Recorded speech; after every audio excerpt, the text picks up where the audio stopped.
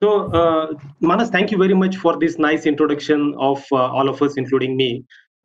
Really excited to be part of this panel, and I'm sure we'll do justice to the expectations of this particular topic. A very, very prominent and important topic. We have gone through all the conversations which had happened since yesterday and today morning as well. Quite important from today's parlance, and not just that, from the future standpoint. So as we get into details of this particular topic, one important aspect, which just to lay the ground, is that dexterity. The first important parameter is employee at the nucleus, and that actually becomes very, very important from any dexterity program, because alignment of employee to the larger objective of digitalization of any organization, that becomes extremely, extremely important. So every organization in the world today is harping on digitalization as the core agenda, and that's where all the activities which are happening, they are taking center stage around that. So if you see, most of the organizations who actually used to focus on product and product excellence, they are today talking about usage excellence. They are actually talking about the customer centricity, and they are also talking about them as a service company. So it is not just digitization programs, it is actually the core thought process within the organization that is also changing. So from just on an example side, if you see a typical automotive manufacturing company, which used to take pride on product excellence and the product features, now they are talking about mobility solution for their clients, for their customers. So it actually pushes the envelope completely differently from product excellence to a service excellence, and that's where the digitization programs are changing for those companies. Typically, can be client companies or their own companies. So from that perspective, what is happening is that employee as a nucleus becomes further important in order to have him aligned to the larger digitization objectives of his company. Another important aspect is that the ecosystem around us is changing, and there is a dramatic change. I mean, all of us have experienced what is happening in last 6 months. The dexterity definitions before 6 months and dexterity definitions today, they're completely different. So whether it is employee related, knowledge related, agility related, or digital savviness, or even beyond that, if we compare the buildings in which we used to operate and how that workspace has shifted from that building to your home location, all these things changes the life completely. So from that perspective, what is important is that what is that is changing, and how are we going to keep track of that particular change. These are the important aspects which we are going to bring as a part of this particular panel. As we live in this today's world, the reality is that there are going to be organizations which are matured in terms of their, or rather very close to maturity when it comes to their overall digital dexterity programs are concerned, or digital objectives are concerned. But there are organizations which are actually learning organizations. So I'm happy that like our today's panelists have got decades of experience in terms of technology contribution and developing new dimension technologies. So from that perspective, it is important. Actually, I'm tempted to get into the discussion with a thought process that we will start with customer as first. So that's where actually I'm reaching out to my panelist. And I'll start with Deepak. That how do we sort of like when all these things are changing around, and things are frankly speaking, all of us are privileged to be part of that ahead of the curve status in terms of digital dexterity, digital maturity. How do we sort of help our clients, or how are you helping as your organization to your clients in order to traverse the path smoothly when it comes to digital dexterity and taking their employees to the next level of dexterity in order to achieve their objectives? Deepak, over to you. Thank you, Santosh. Good morning, everyone. So, talking about digital dexterity and then really what customers want. In our case, Pegasystems' vision is to change the way the world builds software. In fact, I joined Pegasystems, about 6 weeks ago, and have gone through this entire virtual, onboarding without having to see a building, without having to meet a person.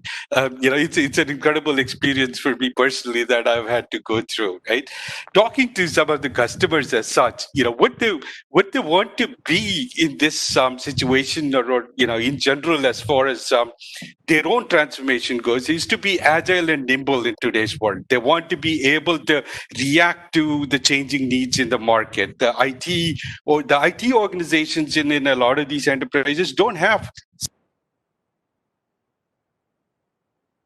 an application on their site, right? So we are helping customers through the Pega Infinity platform to be able to rapidly build their applications. The entire aspect of having the ability to be able to build application with literally writing no code or low code, as we call it, right?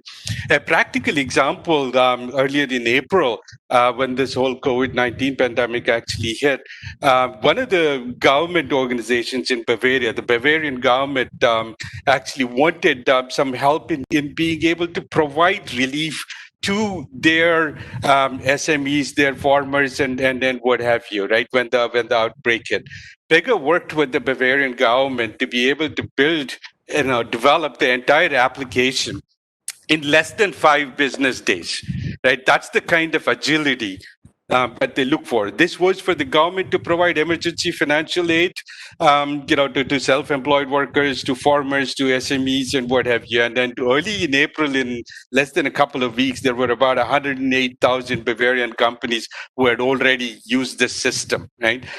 Since then, there have been several such examples of being able to build applications, even in a time frame of like 2 or 3 days, right? The idea is that you can actually build applications with literally no code, or being able to write very little code, and without necessarily having to have such experts from a engineering perspective, right? People who understand the business processes, can also go and build applications. That's the power that the customers expect from technologies and companies like ourselves. Yes, Deepak. Rakesh, I'm coming to you with the same question because actually I want to bring the entire experience. I think 20 plus years, everybody bringing that experience for entire audience. So Rakesh, over to you with the same question. Sure, Santosh. So for us at Citrix, I think for decades we have worked on the principle that work is not a place, and we should be able to work from anywhere, from any device at any time. How it becomes relevant, even even more relevant today, is the need for greater agility that so many speakers have talked about. The need to have more coming from the cloud, because physical access to our own offices, our own infrastructure for many customers, might be a challenge. So to give two quick examples, so one is an insurance company which has been around for almost 170 years, and in the traditional work from the office kind of mode. And now we have very quickly helped it move to a situation where employees can work from their devices remotely from home. So it's transformed the company. It's brought in a startup culture, more innovation, better retention, less hierarchy, obviously cost savings in real estate, and so on and so forth, minimizing the environmental impact, becoming more inclusive. And it's not limited to financial services companies, right? Other domains in healthcare, education. We have one university, again around 150 years old, with around 80,000 students. And they got to know very quickly that almost 20% of their students would not be able to attend classes physically. So they were able to move within 1 week to offering all the courses online. So those are some examples of how this journey has been going for us. Absolutely, Ram. What's your experience on this, Ram? Yeah. So I think first of all, as we look at the last day or so, there's a conference going on. I think we all need a little bit of humor in our lives. So Deepak, I hope when you walk into your office for the first time, it'll match up with the digital demo that you got from your company, right? Absolutely. But I think the important part here, Santosh and everybody else, is everybody's pointing out. I think first of all, I think all of us realize that if you don't take care of our own employees, there is no customer, right? I mean, if you are dead in the water, then you're not going to be able to support your customer. So I think to some extent, yeah, we are all experimenting on ourselves as we also are supporting our customers to figure out what's the best model that could work. And I'll be honest that and maybe others are more evolved than we are, but we are certainly not arrived at a final answer yet. I think we have a lot to go, and we are seeing this with our customers as well, right? I mean, even in India, many of the largest enterprise customers who are our customers, we are seeing them. For example, banks. If you look at an average bank branch today, it is very much desktop driven. right? I mean, they use their desktops to connect back to their, core banking solutions and etc. Now, all of a sudden, they were all thrown into the same work environment where, they didn't even have a laptop to take home. And I think this is repeated in industry after industry where we are very much, there is still a large amount of desktops for various reasons, including protection of customer data and all those kind of things. Now, all of a sudden, everybody was thrown into a panic. And we have seen customers come to us and say, look, we are asking our employees to connect with their whatever laptop they have at home, which could be very ancient, you know, um, connecting back to their office. All the security mechanisms that you had built in for your enterprise within your firewall is no longer valid because you're using machines which could be compromised, connecting back into your environment, and all of that. So, suddenly use cases that we all are new about in a constrained environment is thrown into a very unconstrained environment. And I think that is where the learning is coming from. And I think every day is a new learning. And, my position on this is, we keep talking about a new normal. I don't think we have arrived there yet. We are far from it. And so I think what we have to, the agility from all of us will come from the fact that we acknowledge that we don't know what the new normal looks like and take it on a daily basis and be agile enough to take those new inputs coming in and be able to adapt to it very quickly for ourselves and for our customers. Over to you, Santosh. Thanks, Ram. Sandeep, how about you, Sandeep, on this part? Thanks, Santosh, and good morning, everyone. So, I think one aspect I would like to talk about is dexterity being how you can handle the different levels of dexterity of your customers also, right? How dexterous are you to handle different levels of dexterity? And we are seeing that a lot, and we are learning ourselves from that a lot, right? So just like any of you who have kids, I had the same experience when my kids were growing up. That they sometimes say very profound things in their simplicity, and you realize you rethink your whole philosophy based on that, right? So though we think that we are digitally mature and our customers are less, and we are training them, or teaching them, or helping them get mature, sometimes they teach us lessons, right? And that's the aspect I want to take. So one example, I'll take two examples. One example is we do huge enterprise systems for some of our gaming operators. And usually we have people traveling to the location, they will set up all the systems, they'll help the customers go live, and then walk away, right? Now, in this current situation, that's not possible. So we are having people helping our customers go live with whole enterprise systems remotely, right? And one thing we realized is if our setup procedures, if our onboarding systems, if our sort of technical processes are not easy enough for customers to run it themselves, we would have a problem, right? So we had to quickly relearn, we had to quickly reset ourselves and figure out how would we make them easy. And how does it help us as technology providers? We've all been talking about sort of touchless and SaaS and all that, right?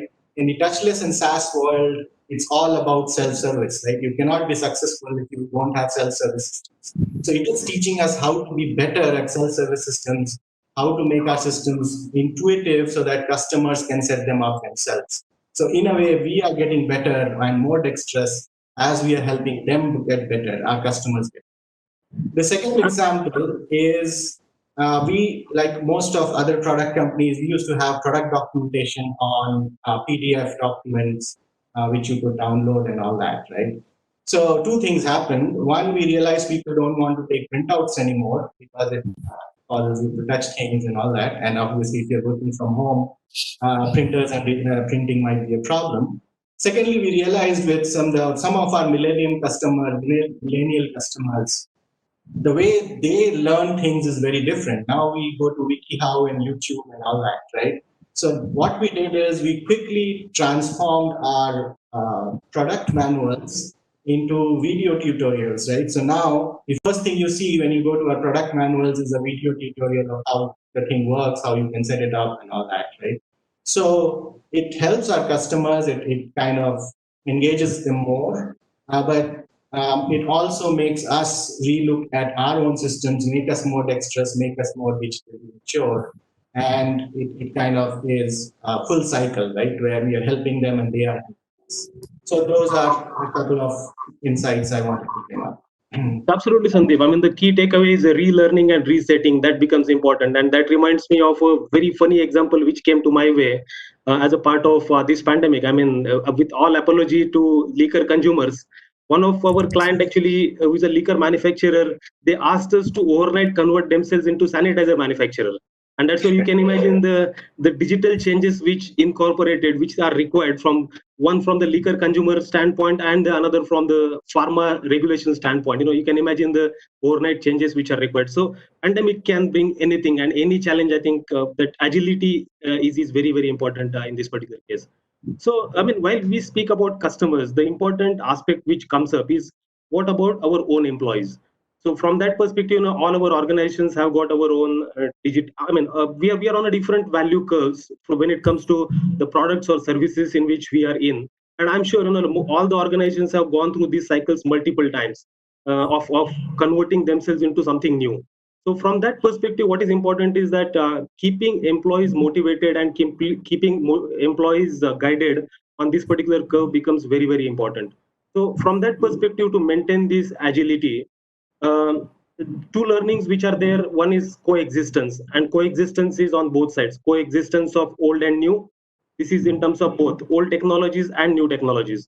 While like when I represent IBM, actually it's like I represent a new dimension thing, which is something like quantum computing. But at the same time, there is a mainframe also, which is 60s innovation. So both these things are going to coexist. The ERPs are going to coexist, and AI is also going to be important. The cognitive is equally important, and the traditional analytics also is going to be equally important. So when all these things are going to coexist, on employee side also, if we see that digitally dexterous or digitally more savvy employees and digitally non-savvy employees are going to coexist. So from that perspective, I mean, I'm curious to understand as to how you are developing your training programs to be, to ensure that your employees are always as expected to be ahead of the curve, and then keep them motivated to learn new things aligned with your own organizational objectives. So I'm going with that question to Rakesh first. Sure, Santosh. So I think when we started this journey, we said, let's figure out how much unlearning there is to do. And I think one of the earlier presenters talked about, 1200s, the craftsmen, and the 1960s, the cubicles. But in terms of this model of the office where you get up in the morning, go to a different place to work, come back in the evening, so that is from around 1750s from the East India Company in London. So there's almost 300 years of training that we have gone through, and which has defined, our roles in society, gender roles, so many other things that we take for granted.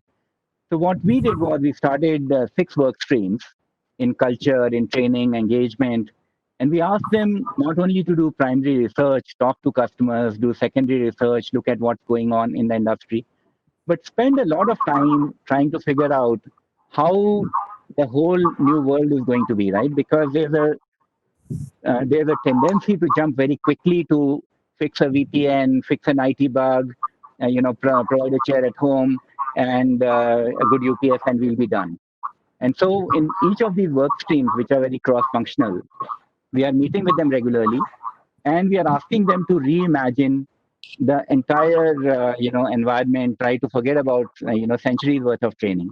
And the results have been quite eye opening. As Ram said, right, we need to learn every day, and that is what we are going through and adjusting.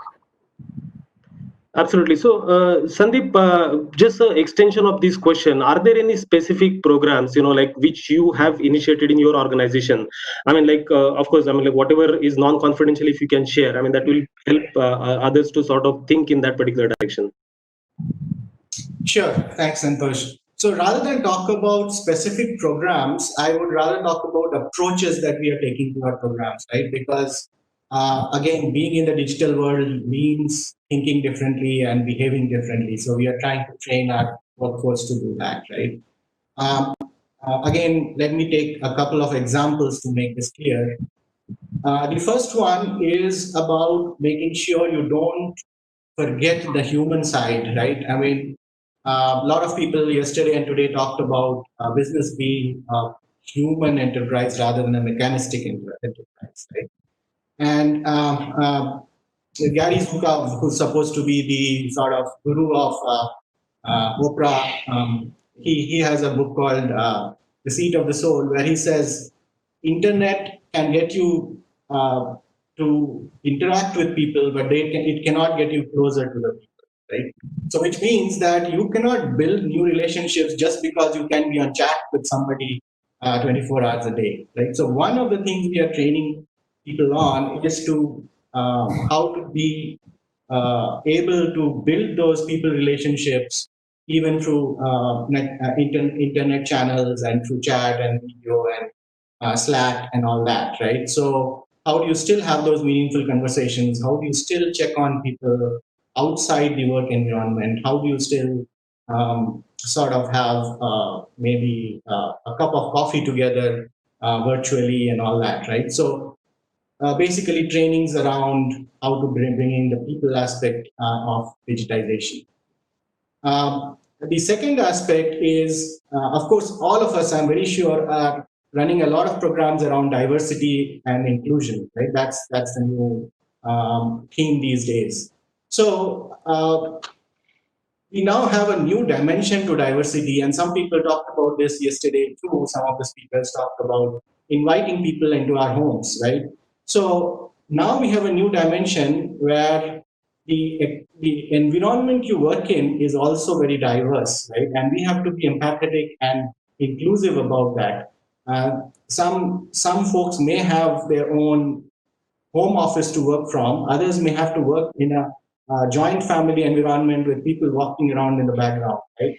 And you might have working mothers who cannot really stop their kids from sort of making noise in the background. So it's very important to train people to be able to be empathetic and inclusive about these things, not start judging people based on what kind of, I mean, sometimes these are looked at as lack of professionalism, right? But now we have to be very clear that these are things we have to be inclusive about. We have to understand people's circumstances. So those are the areas where new kinds of training and mentoring is being sort of looked at to prepare people for the humane side of digital. So Absolutely. that's my answer. Yeah, so Ram, if I have to extend this, like for you, I mean, from technology leverage standpoint, like do you see necessity of any tools or any specific communication channels to employees in order to keep them motivated on the dexterity curve from learning No, and the I new think learners? Yeah. sure. Thank you. No, look, the thing is, I think we have plenty of tools. I don't think we need more technology tools. Maybe, we can sharpen some of these technology tools to serve, use cases that are coming up. I think to me, the biggest thing missing, and we are learning, right? It's not because anybody thought about this in a negative way, is empathy. I think the point that Sandeep made and Rakesh made, I think the fact that you are in a different, it's not work and life are no longer separate. And it's a continuum. And you go back and forth. I mean, there have been stories of people standing over their kitchen stove while they're also on a video call, right? I mean, look, it's you accept it. I don't think this is about the sanitized work environments that we're all used to from the past. And in fact, we just onboarded 150 new college graduates last week. For them, this is not going to be the old model, right? I mean, some of them have experienced it because they were interns with us, so they missed the pantry and all that. But the new pantry is your own kitchen. So I think you have to figure out a way to actually make this work, right? Both from a work, getting your deliverables done, and taking care of other things that you need to do at the same time. So from our perspective, I think like I said, we are still learning, and we are picking up all the cues that we are also why discover everything on our own, right? We can also pick up from each other. And I think the industry platforms need to start now moving towards that thing. Whether how do you talk about mindfulness? How do you talk about helping people relax and mitigate their stress, which is created by this? Because this, the current operating model is going to continue for a while. And many companies are now talking about extended work from home or doing away with the restrictions in terms of office-based jobs. Right, you work from wherever you are, and that's just going to create a new models of interactions, which we are just discovering. And so I think to me the biggest learning, both as an organization, individually, as managers, as employees, is the fact that how do you operate in an environment which are not used to? And how do you create those new norms and connections, and then learning models that will come with it? And how do you implement that, not just for yourself, but for your customer bases? No, absolutely. So on overall basis, I mean, like if I have to share my experiences, we have taken up a program of reskilling, upskilling of 26,000 employees in our organization, and that is actually important, not just as a reaction to pandemic, but it's overall keeping pace with the technology. Apart from that, like the relevance to the industry as well as relevance to the technology becomes important. So that's where something innovative like industry badges and the technology badges, that's what we started, and we associated some prestige around that, so that employees will be motivated and they will be proudly able to display these as something which their achievements are. And that's how actually keeping pace with the organization's requirement from dexterity standpoint, that we have kept that on track.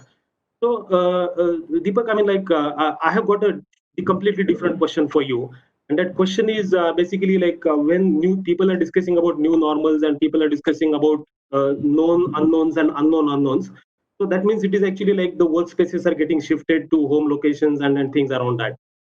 So is it that, do you see that this is going to be temporary till vaccine comes in, or this is going to be permanent? And if at all, there are certain good things which have come up as a learnings from this pandemic, how do we sort of make them permanent?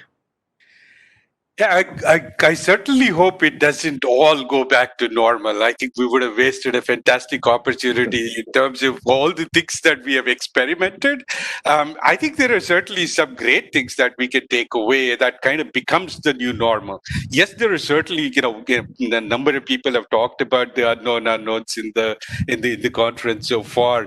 And I think that somebody said, I think one of the speakers said, the only certainty is the uncertainty that is there, right? So to that end, I personally look at it in terms of a permanent change going forward. You're given an opportunity for somebody to, have a 2-hour commute each way versus being able to be productive the same time, and still get the job done. Absolutely. Companies are looking at being able to, do they really need the physical footprint? Would they rather have the digital footprint rather than the physical footprint, right? And companies are going to start moving towards being able to leverage the technology, like Ram said, technology is already there. Perhaps we need to sharpen the tools. Perhaps there is innovation coming in terms of being able to use more of artificial intelligence or other technologies that are there, to be able to focus more in being able to help how we can do those new things in the new normal. So I personally feel that the change is going to be permanent to some extent. Yes, some things may go back in terms of, hopefully we'll get to see customers physically at some point in time, and have those discussions at some point. But from a workplace point of view, I think there are things that are going to change permanently, and that otherwise I would think that we would have wasted a great opportunity. Thanks, Deepak. Actually, we are on the top of the hour. I mean, the subject is quite big and vast, and we have got enough experience to share. So I'm just reaching out to Rakesh. Any final comments on what's the future, and how do we what do we learn from the past, so that the future is going to be much better than what all of us were thinking 6 months back? So, Santosh, I think two quick things, right? One is when we moved from the silent movies to the movies with audio, the entire stage of actors changed, right? So, when you have a big environmental change, the whole internal environment can also change. But on the kind of more encouraging note, if you think of Tom Friedman and his book about the world being flat, and he talked about how with the fiber optic cables, the India industry could boost up because speed and distance were no longer as much an issue. But the offices and the processes stayed the same. Now with this move, that itself is changing. So I think that is, in my mind, a huge opportunity to finally bring the world as one big office place. And I think that would be my final thought.